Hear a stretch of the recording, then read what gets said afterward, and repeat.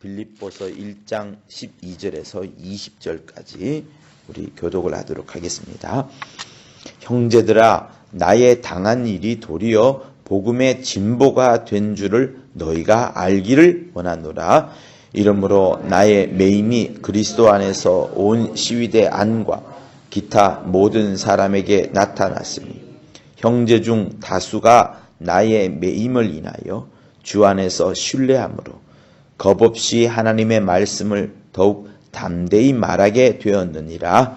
어떤 이들은 투기와 분쟁으로, 어떤 이들은 착한 뜻으로 그리스도를 전파하느니 이들은 내가 복음을 변명하기 위하여 세우심을 받은 줄 알고 사랑하나 저들은 나의 매임에 괴로움을 더하게 할 줄로 생각하여 순전치 못하게 다툼으로 그리스도를 전파하느니라. 그러면 무엇이뇨? 외모로 하나 참으로 하나 무슨 방도로 하든지 전파되는 것은 그리스도니 이로써 내가 기뻐하고 또한 기뻐하리라. 이것이 너희 간구와 예수 그리스도의 성령의 도우심으로 내 구원에 이르게 할 줄 아는 고로 나의 간절한 가치요 나의 간절한 기대와 소망을 따라 아무 일에든지 부끄럽지 아니하고 오직 전과 같이 이제도 온전히 담대히 살든지 죽든지 내 몸에서 그리스도가 존귀되게 하려 하나니. 바울이 지금 감옥에 갇혀 있습니다. 그래서 나의 매임 그리고 나의 매임이란 단어가 3번 나오죠. 이 매임이란 것은 감옥 안에 갇혀 있다, 감옥 안에 매여 있다, 쇠사슬로 매여 있기 때문에 자유롭지 않다라는 단어를 3번 쓰고 있습니다. 그런데도 나의 매임이라는 곳으로 갇혀 있고 사도 바울은 아무것도 할 수 없는 것 같지만 그럼에도 불구하고 바울 주위에 있는 사람들이 담대히 하나님의 말씀을 전하고 또 바울이 감옥 안에 매여 있지만 오히려 예수를 신뢰함으로 겁없이 하나님의 말씀을 말한다.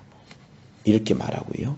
어떤 사람은 투기와 분쟁으로 또 어떤 사람은 착한 뜻으로 하지만 그럼에도 불구하고 여전히 그리스도가 이 모양 저 모양으로 전파된다. 그래서 내가 지금 감옥 안에 갇혀 있지만 어쨌든 전파되는 것은 그리스도 예수이기 때문에 내가 기뻐하고 또한 기뻐한다 라는 것이 본문입니다.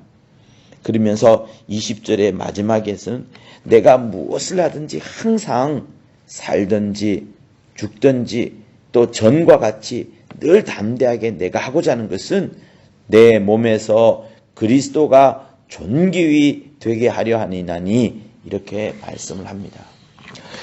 사랑하는 성도 여러분, 시간이 흘러갈수록 우리의 세월이 흘러갈수록 그리스도에 대해서 또 이 성경에 대해서 또 하나님에 대해서 알 수 있는 지식은 점점 더 넓어집니다. 많아집니다.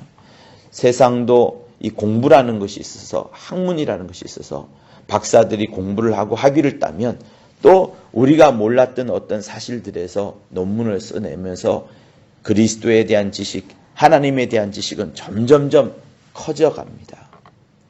그런데 우리가 하나님을 아는 지식은 또 그것이 바르다 할지라도요, 정확하다 할지라도요, 지식은 점점점 넓어가지만 이상하게도 세상은 그리스도인들에 대해서, 교회에 대해서 비난을 하는 사람들이 더 많아집니다.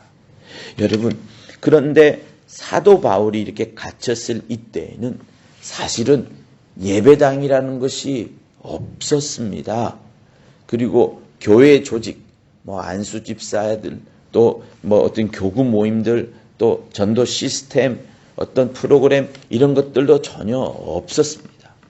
심지어 이 서신이 서여져 있을 때에도 특정하게 목사가 한 곳에 있었던 것이 아니고 사도 바울이 이래 다니고 저래 다니면서 수십 지역을 선교하면서 돌아다녔던 지역이라 마땅한 직분자도 없었던 것이 당시입니다.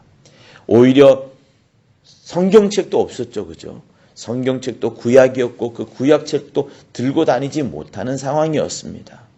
오히려 있는 것이라고는 딱 두 가지가 있었는데 무엇이 있었냐 그러면 유대인의 핍박이 있었고 로마인의 박해만 왕창 크게 있었던 것이 당시였습니다. 그러지만 그럼에도 불구하고 300년이 못 되어서 로마를 그 강대국인 로마를 완전히 전도하는 놀라운 일이 벌어졌던 겁니다. 그러면 우리는 이렇게 생각해 볼 수 있어요.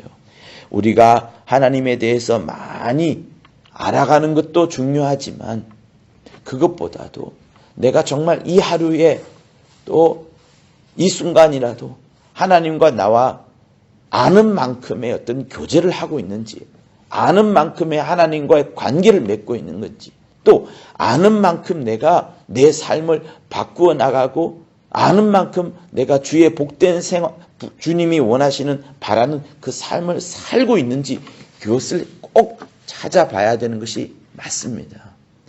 주께서 이 땅에 오심으로 우리는 죄인에게서 의인으로 변화를 받았습니다.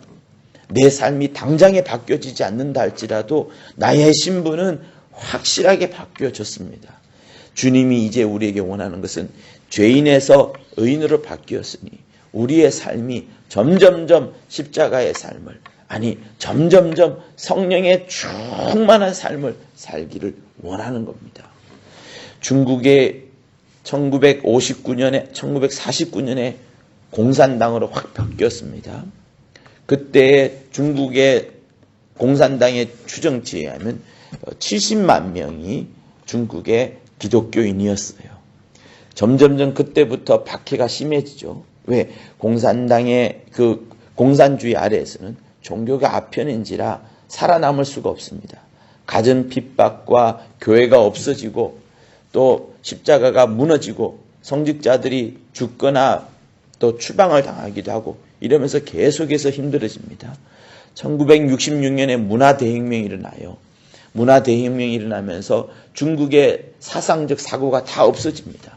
유교가 없어지고 불교가 없어지고 도교가 없어지고 종교란 모든 종교는 다 없어집니다. 그래서 오직 한 가지 공산당 아니면은 신은 없다라는 그 한 가지 속으로만 살아가지요. 그래서 중국은 사실은 역사가 없어요. 머리가 비어 있습니다. 그토록 엄한 그런 지경까지 갔었지요. 근데 지금 보면은 정말로 최소예요. 정말 믿음 있는 중국 신앙인들이 5천만 명이 된다고 합니다. 고백을 하고 자기 목숨을 걸 수 있을 만큼의 신앙을 가진 사람이 5천만 명이나 되는 거예요. 그러니 49년도에 70만 명부터 지금의 5천만 명. 사실 고백을 하고 자기 목숨을 걸 수 있는 중국인은 이보다 더 클 겁니다. 최소한으로 잡아도 5천만 명인데 과연 중국 사람들이 제대로 된 성경이 있었겠으며 제대로 된 교회가 있었겠습니까? 그러지 않았습니다. 그럼에도 불구하고 그들은 단 한 가지 내 안에 그리스도가 존귀되게 하려는 그거, 살든지 죽든지 내가 또 감옥에 갇혔든지 말든지 오직 그리스도만이 존귀되려고, 그리스도가 내가 충분히 말하는, 그리스도를 충분히 주장하는, 그리스도만이 나의 주인 되는 그런 삶을 살려고 몸부림을 치다 보니 그들은 성경에 대해서 잘 알지 못하고 말씀도 많이 암송하지 못하고 갖고 있지도 않았지만 그들은 하나님과의 관계가, 하나님 아래에서 하는 그 성령 충만한 삶이 그들에게 자연적으로 나타났고, 그래서 그것이 다른 사람들에게 영향력을 끼치고 전파가 되고 전도가 되어서 이렇게 큰 인구를 이루게 된 겁니다. 그러므로 사랑하는 성도 여러분, 우리가 이 밤에 다시 한번 기도할 것은 혹시나 교회가 더 어려운 사태를 만난다 할지라도, 아니 우리 가정에 엄습한 어떤 큰 위기와 곤란과 환란이 있다 할지라도 우리의 심령 속에는 나의 어떤 한탄하는 그런 마음이라든가 지금의 어려운 현실들을 계속 말하는 것이 아니라 그리스도를 존귀하게 여기는 것. 그럼에도 불구하고 하나님은 하나님이십니다. 나의 이런 어려운 상황 속에서도 하나님만이 나의 주인 되십니다라고 고백을 하고 또 예배를 드리고 온전한 하나님과 관계를 맺을 때 하나님께서는 더 많은 자를 또 더 많은 일꾼들을 불러주시기도 하고 더 많은 사람들을 또한 전도케도 하시는 것이 하나님이신 겁니다. 그래서 우리 각자 한 사람 한 사람이 하나님 앞에 온전히 관계를 맺고 성령으로 충만한 삶을 살아갈 때 하나님께서 마음껏 복음을 전하시는 역사가 이루어질 것이니 우리 모두 이 시간에 기도할 때 많은 지식보다도 하나님과의 관계에 맺고 성령의 충만한 삶을 살게 달라고 우리 이 시간 예수 한번하며 기도하도록 하겠습니다. 예수여, 하나님 아버지, 우리 많이 아는 지식들보다도 하나님 아버지 성령에 대해서 많이 알아가는 만큼 주 예수와 함께